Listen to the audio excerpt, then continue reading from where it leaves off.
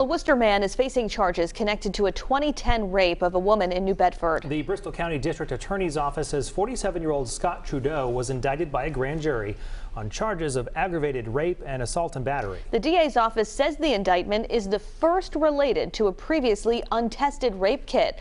12 News reporter Alexandra Leslie spoke with the DA about this case and how many others like it remain unsolved. It was a kit like this that was one of more than 1,100 in Bristol County alone that never went fully tested. But a federal grant the district attorney's office obtained is aiming to change that. As a part of the Bristol County DA's Untested Rape Kit initiative, law enforcement is one step closer to closing a 12-year-old rape and assault case out of New Bedford. A woman was walking down the street and allegedly was assaulted and again violently attacked and raped. DA Thomas Quinn says the woman submitted to a rape kit that was sent to the state lab but never fully processed. In 2015, the suspect now indicted in this case, 47-year-old Scott Trudeau, was convicted in federal court of child sexual exploitation and had to provide a DNA sample at that time. If the rape kit had been fully tested at the time, he would have been linked to the 2010 rape, but it wasn't. In the process of investigating a different cold case homicide from 2002, the DA's office made a startling discovery around 2013 that 1,148 rape kits in Bristol County were never fully tested. Women have an expectation and a right to have these kits tested based on what they've been through, a traumatic experience, and also the invasive nature of a rape kit procedure. In 2019, the DA's office obtained a $3.3 million sexual assault kit initiative grant to complete the testing of the kits with a private lab.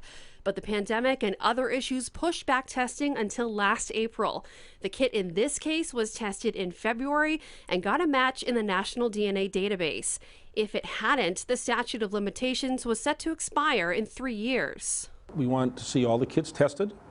A lot of progress has been made, and then we'll have to review each case individually to see if there is an issue with the statute of limitations. Trudeau was recently arrested and is in custody right now. He's awaiting a dangerousness hearing next Tuesday at Superior Court in Fall River. I'm Alexandra Leslie, 12 News. A 2010 rape and assault cold case out of New Bedford is one step closer to being solved. The Bristol County District Attorney's Office says an untested rape kit was finally fully processed in February and recently got a match.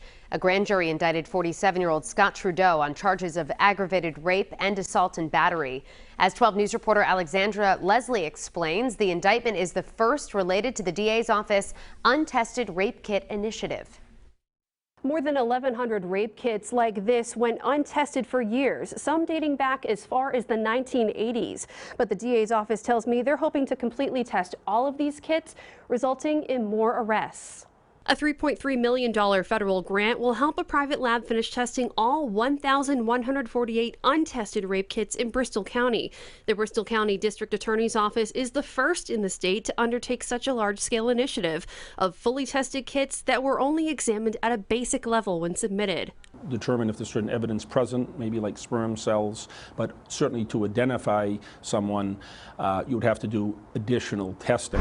In a 2010 rape and assault case from New Bedford, the DA's office says if the subsequent rape kit had been fully tested by the state lab at the time, a DNA match would have been found as early as 2015. That's when 47-year-old Scott Trudeau was federally charged with child sexual exploitation. In this particular case, no one was identified, so it's even more important to have this case fully tested, and if there's sufficient evidence, which there was in this case, to put in the national database system known as CODIS. The rape kit in the 2010 case was finally able to be fully processed in February, linking to Trudeau's DNA he had to submit back in 2015. Though the unearthing of the untested kits was frustrating, DA Quinn says there's been lots of progress made in the last 16 months.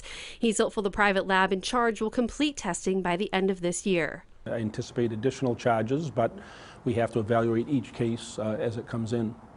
The DA's office said that Trudeau was on federal probation but was arrested and taken into custody for this crime.